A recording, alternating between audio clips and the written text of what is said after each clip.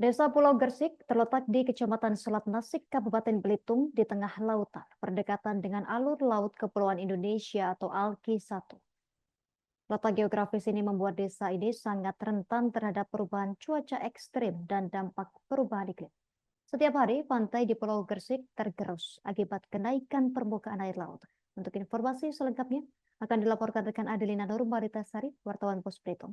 Rekan Adelina, silakan laporan dari Anda, rekan. Baik rekan Justina dan Tribuners, cuaca buruk melanda kawasan desa Pulau Gresik, Kecamatan Selat Nasik, Kabupaten Belitung pekan lalu. Hujan deras yang disertai dengan angin puting beliung telah menghancurkan beberapa rumah warga. Tanya itu, masyarakat juga khawatir terhadap ancaman abrasi pantai yang semakin parah, menggerus sedikit demi sedikit wilayah pulau ini. Menurut Kepala Desa Pulau Gresik, Marham, abrasi yang terus berlanjut telah menyebabkan kerusakan signifikan pada rumah-rumah warga.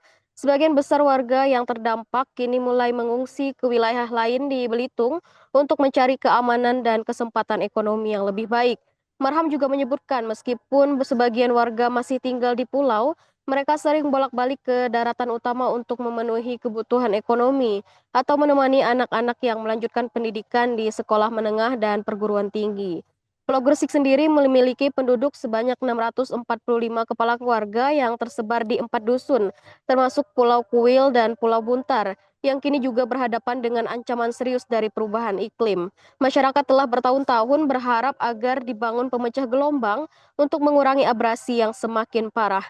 Lebih jauh, Direktur Eksekutif Wahana Lingkungan Hidup Indonesia atau WALHI Kepulauan Bangka Belitung, Ahmad Subhanapis menegaskan bahwa abrasi dan kenaikan permukaan air laut di Pulau Gresik adalah dampak nyata dari krisis iklim global. Lebih dari setengah dari 1.000 jiwa penduduk di pulau ini telah mengungsi, meninggalkan rumah mereka yang terancam tenggelam oleh abrasi. Bencana ekologi seperti ini semakin menunjukkan betapa gentingnya situasi di Kepulauan Bangka Belitung. Data dari BPBD menunjukkan bahwa antara 2016 hingga 2020 terjadi lebih dari 1.000 bencana ekologis di provinsi ini dengan potensi kerugian ekonomi yang sangat besar. Di sisi lain, dalam kurun waktu 2016 hingga 2020 saja, Bangka Belitung telah kehilangan 460.000 hektar hutan tropis dengan laju deforestasi yang semakin tinggi.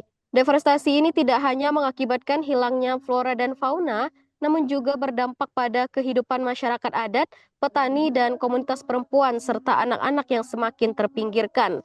Di Bangka Belitung, 71% dari luas wilayah kini dikuasai oleh industri ekstraktif berupa pertambangan timah dan perkebunan monokultur skala besar seperti sawit.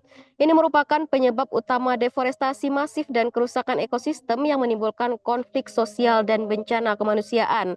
Dewi dari Aliansi Rakyat untuk Keadilan Iklim atau ARUKI mengatakan percepatan rancangan undang-undang keadilan iklim sebagai respons terhadap dampak krisis iklim yang semakin parah di Indonesia sangat penting dilakukan. Krisis iklim telah menyebabkan berbagai bencana dan mempengaruhi kehidupan jutaan orang. Namun solusi yang ditawarkan pemerintah sejauh ini justru kerap disebut sebagai solusi palsu. Menurutnya, kebijakan yang diusulkan dalam Prolegnas 2019 hingga 2023 melalui RUU Pengendalian Perubahan Iklim tidak menempatkan keselamatan manusia dan lingkungan sebagai fokus utama. Banyak proyek dan program yang dijalankan justru menambah ketidakadilan dan memperparah masalah yang dihadapi masyarakat terdampak. Fenomena ini sebagai solusi palsu di mana proyek-proyek yang dijalankan untuk transisi energi dan penanggulangan krisis iklim seringkali tidak menyelesaikan akar masalah. Sebaliknya, proyek-proyek tersebut merampas lahan masyarakat, menciptakan polusi baru, serta menyebabkan pencemaran air dan laut. Alih-alih membantu masyarakat, proyek transisi energi ini menurutnya justru melanggar hak asasi manusia, merusak lingkungan, dan menambah beban masyarakat. Kondisi ini juga semakin memperberat beban masyarakat yang sudah rentan akibat krisis iklim. ARUKI pun mendesak agar keselamatan manusia dan lingkungan diletakkan sebagai satu kesatuan dalam kebijakan penanganan krisis iklim. Demikian laporan saya, rekan Justina. Terima kasih rekan Adelina Nurmalitasari, wartawan Pos Belitung atas informasi dari Anda. Selamat bertugas kembali. Download Tribun X sekarang, menghadirkan lokal menjadi Indonesia.